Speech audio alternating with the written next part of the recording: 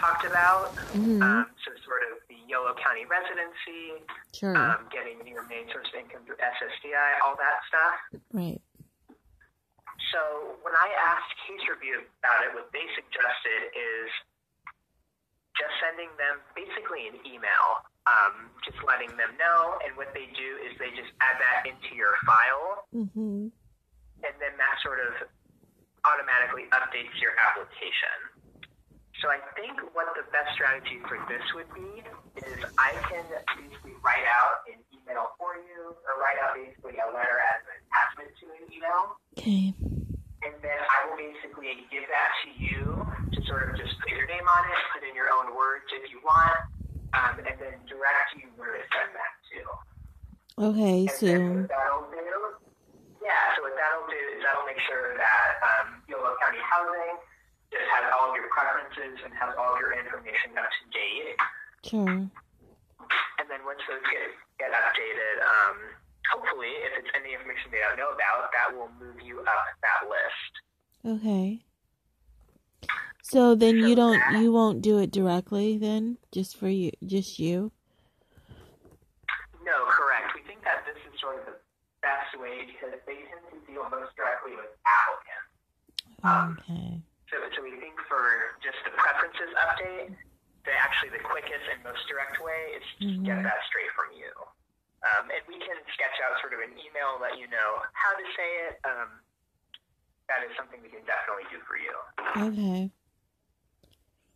And so the next thing I wanted to talk about is that mainstream voucher program. Okay. So that was that very last preference that we talked about that had sort of the shorter waiting list. So it's kind of a complicated answer to that question because essentially the program doesn't know yet what they're going to do with these vouchers. So they don't know yet if they're going to tenant-base them or project-base them. Based on what we talked about at interview, if we had to guess, it sounds like we're going to project-base them. So that is what we talked about earlier in the week, meaning that the rental assistance would be tied to the unit. So if the unit is only in Woodlands or only in Davis, that's sort of where you would have to go through that one program. So the issue is so then I would need because they haven't released it. Yes. So then I would need it not to be project. I would need it to be just a voucher so that I can have more accessibility. You know, because that just feels confining and kind of discriminating against me and what my needs are. You know, to have it be so confining when I deliberately have to have something in this area and it has to be near my mother because I am the only one other than another relative that is my mother's caregiver. And so, and I'm my mother's primary caregiver, and my mother's on SSI and I'm on SSDI. So that is crucial. So that's why I'm saying, you know, it would probably be best for me to be able to get a non-project based voucher that is a voucher that anybody can get. Yes, I completely agree. What I'm just letting you know is that for this shorter, smaller list, we don't know yet what the county is going to do with it. I see. We also hope it's tenant-based. You know, we want it to have maximum flexibility. But just sort of based on, you know, what these vouchers in the past, if we had to guess, we would guess they're probably going to project-base them. And, you know, that very well could be in Davis, but it very well could not be. So that's just something we can't really advise about quite yet because we don't know. We're expecting them to make a decision on what to do with the vouchers in December or January. Oh, wow. But that list is not even open yet. And they're not going to let us know, basically, until they make that decision. Okay. But I'm on a few different lists, aren't I? Yes, correct. So that is just for that one mainstream voucher, that shorter list. What the other preferences will do, so the Yolo County residency, getting SSDI, all that other good stuff, that is going to move you up that list, assuming they don't already know that, have already factored that in, through the normal Housing Choice Voucher Program list. Okay. So yes, correct, you would still be on that list. And obviously, if they were to project base the mainstream voucher program come December, January, that's not something we would want to sign you up for, unless it would be in a very convenient place in Davis. Yeah. So with all that in mind, the next step really for you is housing navigation, because once we get all the preferences updated with YCH, I think the next step would be looking and seeing if there's anything through YCH that is in Davis. Okay. So I think... does that include HUD or what? Yes. So it would be any sort of subsidized housing that would be administered through the county. Apologies, not just the county programs. Okay. So what I think would be the best thing to do is do housing navigation services through either Resources for Independent Living or through Empower Yolo. So this is all information. Actually, before I jump into that, can I please get your email address? So I have that handy. Great. I don't. Do you or no? No, I don't. Oh, okay. Are you ready? Yeah, whenever you're ready. Graceful, GRACEFUL .1 as in the number at live.com. Okay. Now here's at live.com. Sure. Now here's the thing. If I'm blacklisted and I send them something with my email address and they're like, well, we're blacklisting anything that's attached to her number or her email, and that pulls up on this, then how is that going to help me? Yeah, so I asked about the blacklisting issue.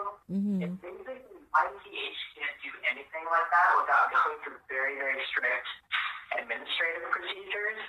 And they would have to send you letters and notices at each stage of this, and you would have different appeal rights and grievance rights.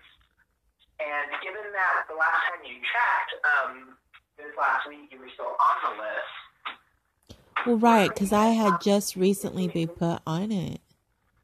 I had just recently been put back on it.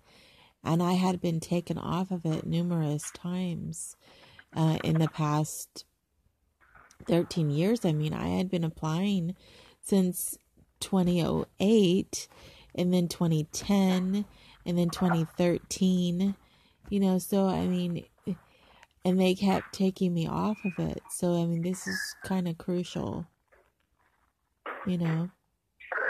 So did you ever I'm curious, during those other periods when you were kicked off the list, how did you find out? Did they ever send you a letter? Did you just have to call and they told you what day you weren't on it? Yeah, I figured I did. When I would call and I said, oh, where am I at now on the list? Oh, you're not on here. I said, what are you talking about? Because I've applied so many times. Oh, yeah, I don't see you on here. So it's just like, I already knew that they were messing with me because I know, like I already told you the story when I talked to you last week or earlier this week, all the details of all the drama. And so, this a-hole connected to that a-hole connected to the hip bone and the leg bone and the butthole and everything else, as blacklisting does. And so, I mean, what can I do if I'm not, being able to communicate with people that are being dishonest to me and not really allowing me to move forward? And that's sure. So we're right. Going to take this one piece at a time, because I totally understand your blacklisting concerns. So first, there was a recent shakeup at YCH. A lot of staff left. There was a lot of turnover. There's a new executive director. So if there was any sort of shenanigans going on in the past, what we're hoping is that new director has cleared things out a bit. I think she came on in October, so it was very recent. And again, they wouldn't automatically filter out emails necessarily.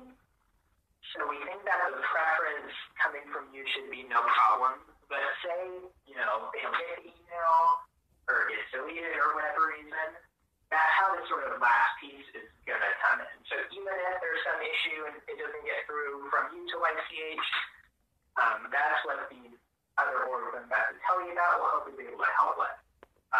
So they do something called housing navigation work, and that is sort of the whole process of helping find housing, helping apply for housing, but to start to finish, that whole process.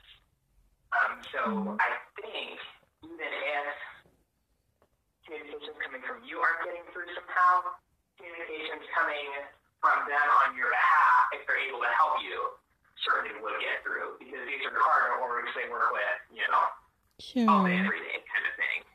Okay, so then why can't we go that route? Like, why can't you, CC them and say, yeah, I have a client and she really needs to be able to get into housing expediently. I mean, can you do that with them for me to get that to happen?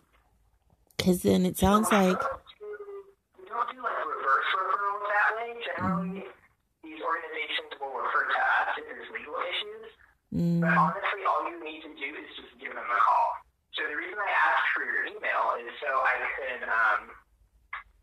we agree that going through another organization might be easier in that way. Sure. But we also want you send that email just to have all our bases covered. Because it just honestly can't hurt, So I think the email, what I will have in there is I'll have a little sketch for you to write to YCH about your preferences. And then I can provide you the websites and the phone numbers for both Resources for Independent Living and Empower Yolo, who both do that housing navigation work. Sure. Resources for Independent Living is an organization that works in Sacramento and Yolo counties. So even though they are based in Sac, they do work all throughout Yolo. Mm-hmm. And they work with housing navigation and other housing assistance for people with disabilities. And as an SSDI recipient, and we do qualify based on that regard. Of course, you have to double check with them. Sure. And then the second org is Empower Yolo, which does a lot of the rapid rehousing and other housing navigation work specifically. Yeah, they wouldn't help me. I went in there and personally, and I asked them, and they just, they gave me some forms, but they were not helping me. And I told them all of my drama and how crucial it was that I get housing immediately. And they kept, trying to pawn me off to other people and say that they would help me. And so I just, what else would I decide to do but to leave? So, And that's through Empower Yolo? Yeah. Yeah. They would not. I mean, we're living in a climate right now where, socialist communism and people having political views on things is not popular if it's not popular mainstream. And so if people say, oh, I may not approve of your political stance on A, B, or C, they're not going to tell you that. They're just going to say, not helping you. You know what I'm saying? And they'll put you off to somebody else. That's not acceptable, So that's how I am feeling, because of, certain people in the community that have did certain things to me, specifically, and violated my rights specifically, and I took a stance against that specifically.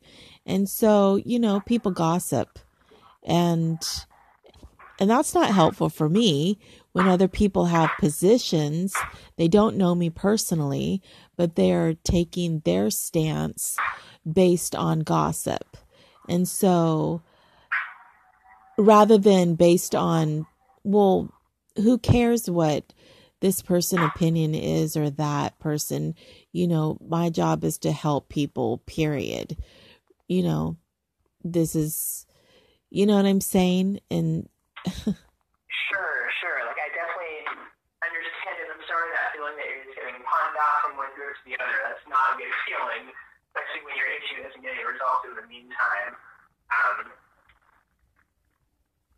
So yeah, maybe not empower Yolo. I'll probably just send that information to you anyway. You know, the worst you can do is call and get a new person. But definitely, I understand that really hesitant to connect with a board that you haven't had a good experience with.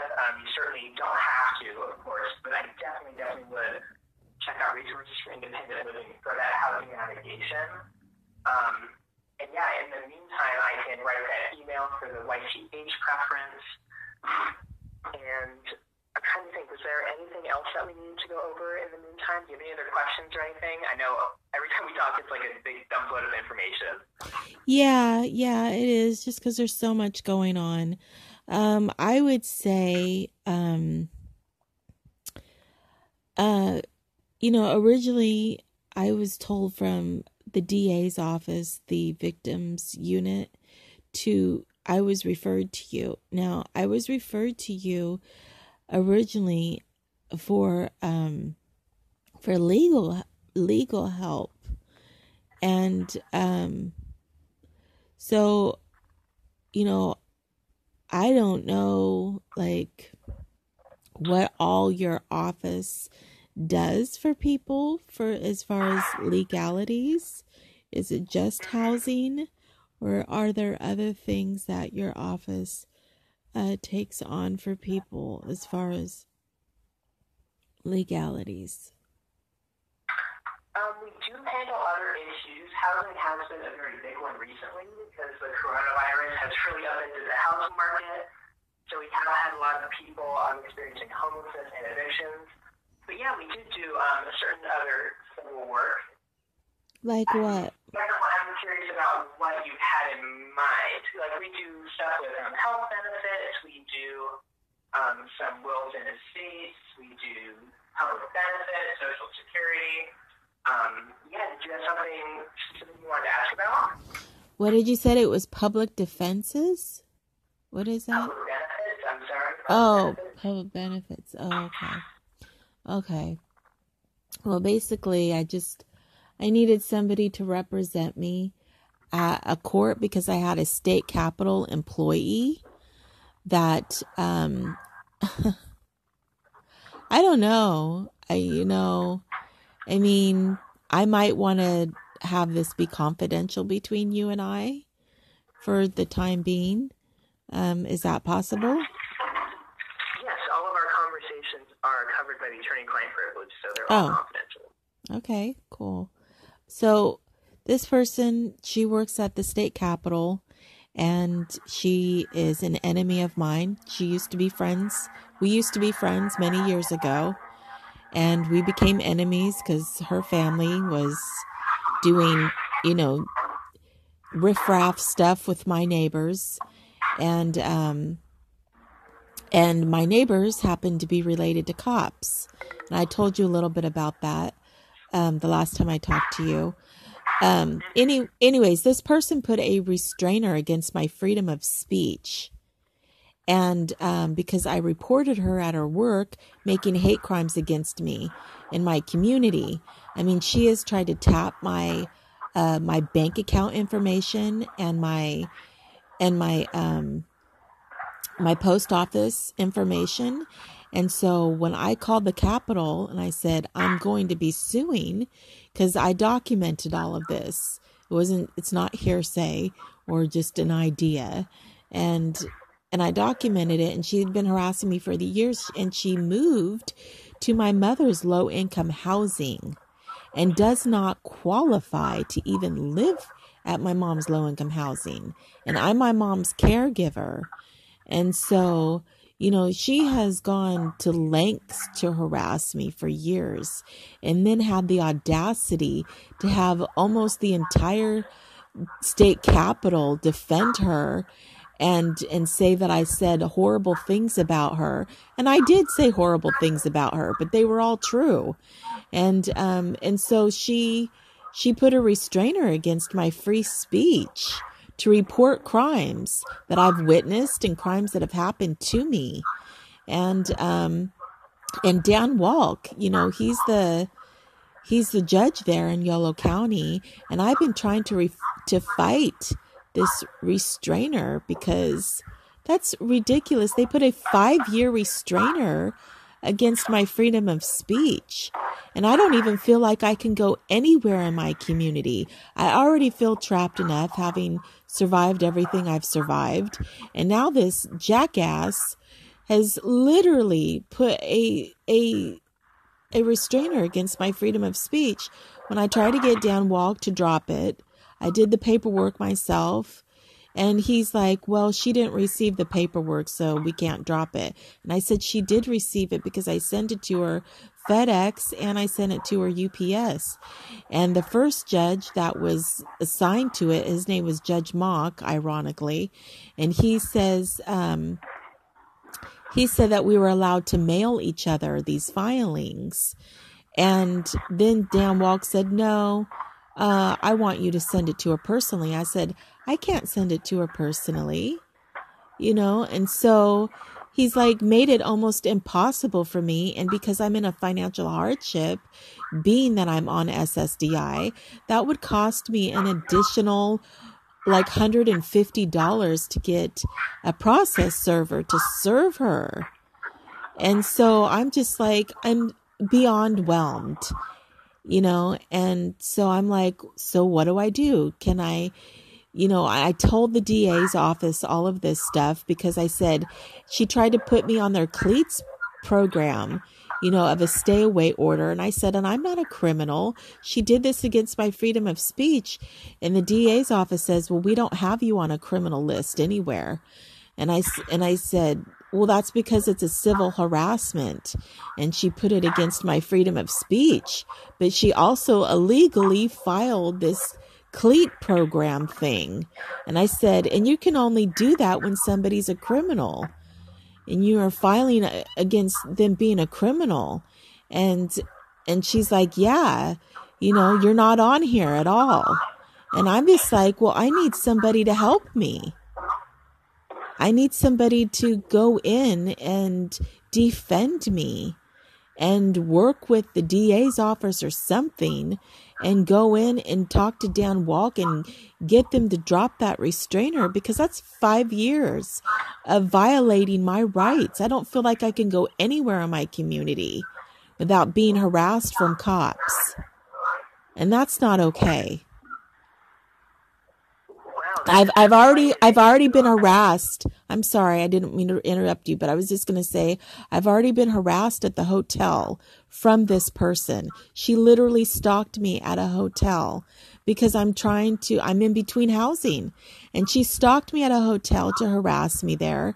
She went and had police go harass me to try to put a 5150 on me. I'm in my hotel, not even making a sound or doing anything. And I could hear the police dudes outside saying, let's just leave, after like an hour of standing outside my hotel. I mean, this shit is like so harassing that, and I'm just like, they don't have any right to do that. And because cops in my community are friends with this person, because she had family that were doing riffity-raffity things with my neighbors that are related to PD Figueroa and Zuniga, is why they're like, I don't care about your rights. And Dan Walk even scribbled out the information about PD Figueroa being sued for beating a black man butt naked in the Sacramento prison. He was sued from Johnny Burris. And Dan Walk scribbled that out on my information to, give him the details of all these things that have happened. And then he signed his name off on it. I'm like, wow, I really need somebody to defend me here, because this is obviously corrupt. And I have all of the documents of that. I have the copy of that with the court stamp where he's crossing stuff off and then signing his name. I mean, even he's deliberately violating my freedom of speech to even defend myself in these court documents. Yeah, I'm trying to think. So when you mentioned that restrainer on freedom of speech, do you remember what the document itself is called? Did you get a civil harassment restraining order ordered against you? Yes. Okay. That's why I was just wanting to clarify. Yeah. And, you know, I've never had a felony. I've never been jailed. I've never had a 5150. I mean, she has harassed the hell out of me for years. But because I called the Capitol and reported her and said she's been harassing me and said I'm suing, she got a bunch of people at the Capitol to defend her. And I'm like, how do you do that when SNL literally made a skit about this person? I know that sounds whack, but if you know anything about the teen games that have been happening and how UC Davis hired Hassan Minaj and Cam Country, John Party, Despacito writers, a slew of riffraff in Davis in my community of Yolo County to be celebrities, then you would understand that comment. Referenced this person on a skit negatively, like really negatively, talking about things that I was talking about. And then she didn't even put a restraining order or sue them. She just ignored them and yet harassed me for reposting that skit. And I said, how do you do that and not go and attack them when they're money, you know? And, you know, to add more detail to this depth, my ex is an abusive retired writer named Lester Hayes. And so she has not only gone in to be harassing to me, but she's actually included trying to crusade for cops that have harassed me and crusade for Lester Hayes and crusade for a myriad of riffraff in my community that have harassed the hell out of me. And I'm just like, I already have lawsuits that I have filed pro se, you know, and some of these lawsuits I was told from San Francisco that they were going to give me a settlement on, and then they sent them to Sacramento where they immediately closed my cases, you know, with no right to do that, you know. And so I'm like, what do I do? You know? And I have PTSD because I'm a survivor of these violent crimes, and it's listed on my PTSD form on SSDI. So, you know, I'm not bullshitting, and I got a myriad of documents verifying that on my social media pages. And so, you know, which is another reason why the state capitol employee thinks that she can just go and say whatever and get, you know, Dan Walk to stamp violating my freedom of speech because they don't want me talking about all this corruption. That has affected my life. It's affected my housing. It's affected my ability to move forward. It's affected my healing process. It's affected me being able to get proper health care at Dignity Health that literally sponsors Good Day Sacramento, that talks shit about me, and all the media in Sacramento that talks hella crap about me. And a lot of them are either related to cops or they're married to cops. Like, you know, KCRA, DOJ, Baeza is related to Leticia, is married to Leticia Ordez, and they are friends of that state capitol employee. And Good Day Sacramento, they've got cop friends and family connected to the Figueroas, PD Figueroa, and, you know, CBS media, Tony Lopez is related to Tom Lopez, a PD of Woodland. You know, I mean,